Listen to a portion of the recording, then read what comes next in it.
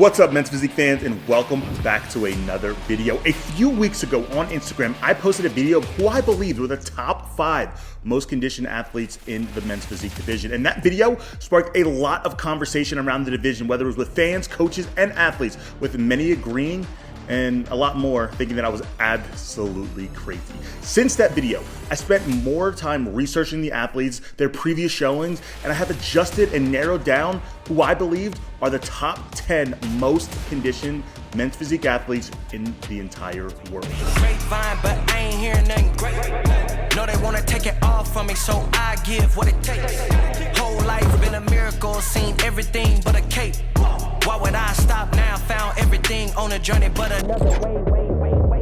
Look, I'm not. Starting off with number 10 and Jason Huynh. For some, Jason would be even higher on this list, and for good reason. Jason competed 1 week after the Olympia at the Border States in San Diego, where he punched his ticket to the 2025 Olympia.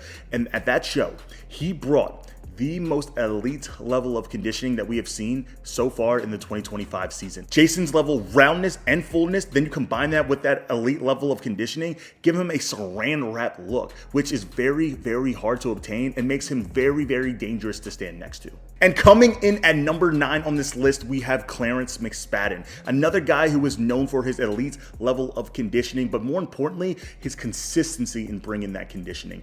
He might not be a guy who's consistently in the top callouts at the Olympia, but his conditioning carries him at every show that he does, putting him in that conversation to even get back to the Olympia. This guy has made a name for himself by simply not missing a first call out in the last couple of years outside of the actually Olympia. So again, there's something to say about the consistency in terms of the packages that he brings, and the consistency around his physique tends to be the conditioning that oftentimes is displayed that allows him to be in those conversations for the win. So coming in at number 9, we have Clarence McSpadden. The only issue with making lists like this is that oftentimes the guys who are rewarded are those who are at the top of the division. But if you pay close attention, you'll realize that there is talent spread amongst every single call out, not only at the Olympia, but at actual pro shows. So because of that, I had to make sure I slowed down. I took my time. I not only checked here in the US, but also we looked overseas. And coming in at number 8, we have Tyler Smith out of the UK. When people talk about graininess and hardness, the true definition of that is Tyler Smith, because this guy has such mature muscle and just so low body fat that we talked about that saran wrap look, like that's him. You know, it almost looks like it's uncomfortable to be in his skin. But guys, I'm telling you right now, pay closer attention to this, because he's this close at qualifying for the Olympia, and it's only a matter of time. And trust me, he is an exposer. You know, standing next to him, you know, it's going to expose you for stuff that you don't have, because not many people can look this dense, hard, and conditioned. So again, stay tuned, because this man will be a force to be reckoned with. And coming in at number 7, the guy who I originally had in my top 5, and honestly, he could be in the top 5, because he has one of those physiques you really don't know how truly conditioned it is until you see him on stage and under the lights and compare next to people who you would consider next level of condition. But coming in at number 7, we have Mitch Starr out of the UK, another guy who will likely go under the radar for most people. I took this photo from the crowd at the Florida Pro, and honestly, I feel like I don't have to say anything else from this point. I mean, look at this. Inside out. And coming in at 6th place, we have your 3-time Mr. Olympia champion, and to me, the greatest men's physique athlete of all time, in Brandon Hendrickson.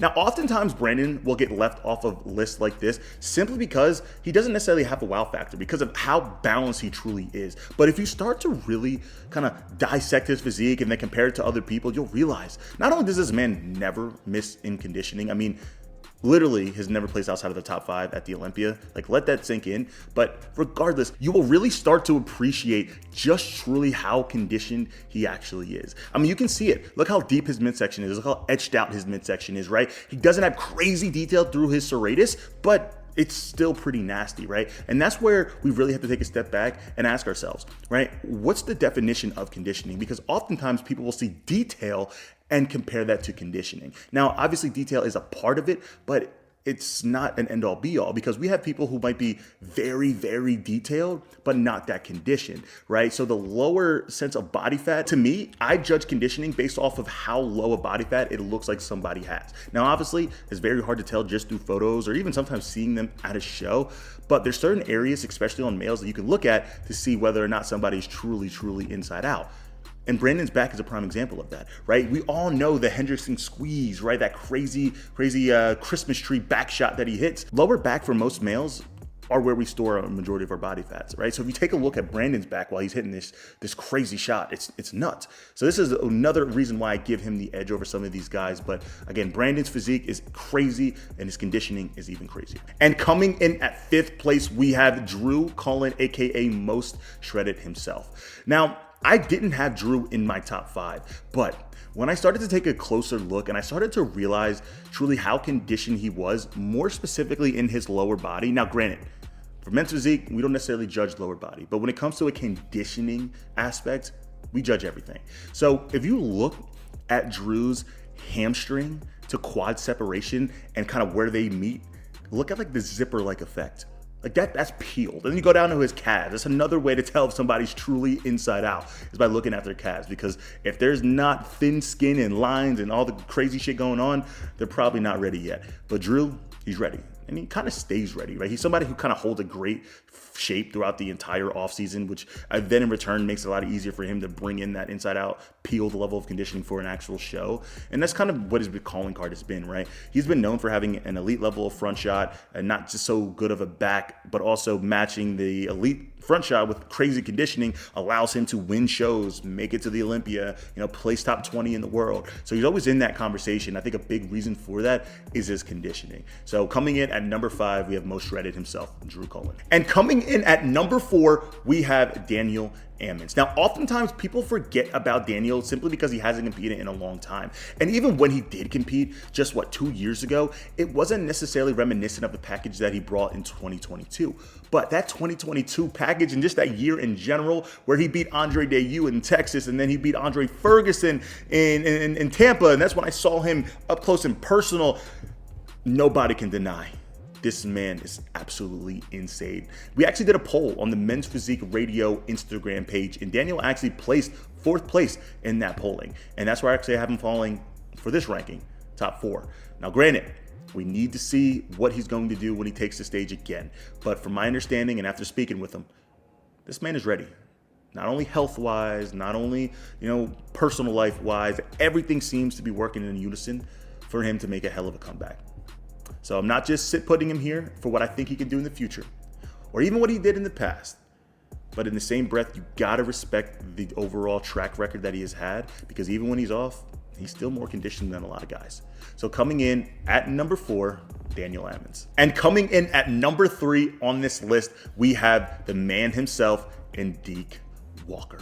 Now, Deke made a name for himself this past season after running the gauntlet and just barely missing out on the Olympia qualifications. But every single show, he was in that conversation simply because of one factor: this man's conditioning.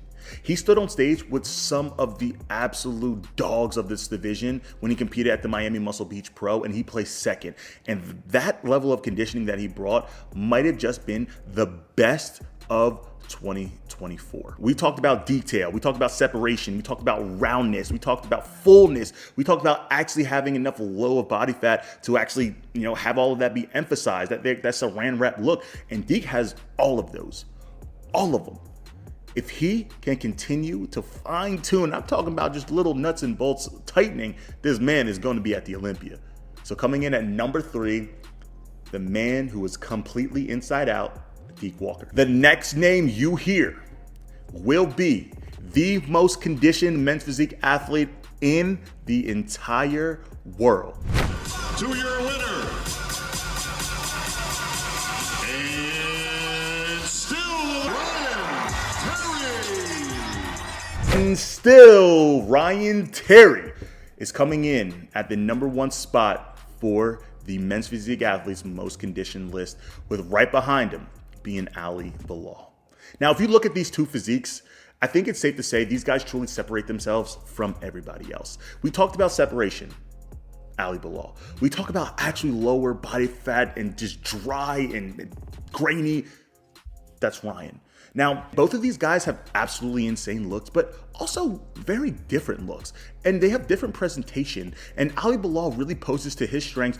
Meanwhile, Ryan Terry does the same thing, right? That front-on shot truly shows just how separated and conditioned he actually is. Whereas Ali Bilal has an angle, which really manipulates his waistline to truly show off a crazy structure, which, to be truthful, he doesn't have the smallest waist, but he's a king at angles. And with the detail through his serratus and the overall polished, pretty look that he has, it's best presented in the way that he poses. You know, I think when you really take a step back and look at it, which I did when I was sitting at the crowd at the 2024 Olympia, you could still see the difference in conditioning with Ryan Terry versus Ali Bilal. But guys, I'm talking marginal differences. So much so, when I did the poll on Men's Physique Radio, it was these guys in the final two, and Ali Bilal actually won. But this is my list. As much as I love Ali Bilal, Ryan Terry is the king of conditioning and currently the king of men's physique. But I think these two are going to be going back and forth throughout the next couple of years. But I'm curious to know what you guys think. And let me also emphasize this. This is my list, right? My word is not gospel. I'm a fan of this division. I'm an active competitor within this division, and I have the ability to see these guys on stage up close and personal while also sitting back from a fan's perspective and viewing it as well. But I am curious to know what you guys think. Make sure you comment below. Who do you think I may have left out, or who's a guy who you would have put above or below somebody else on this list? But that's a wrap on my top 10 most conditioned list. Y'all thought I forgot.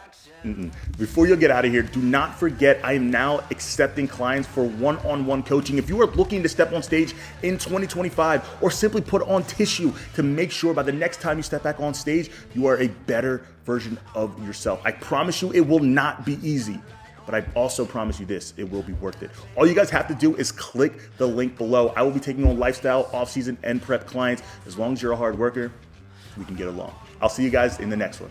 Peace. Got my name in stone.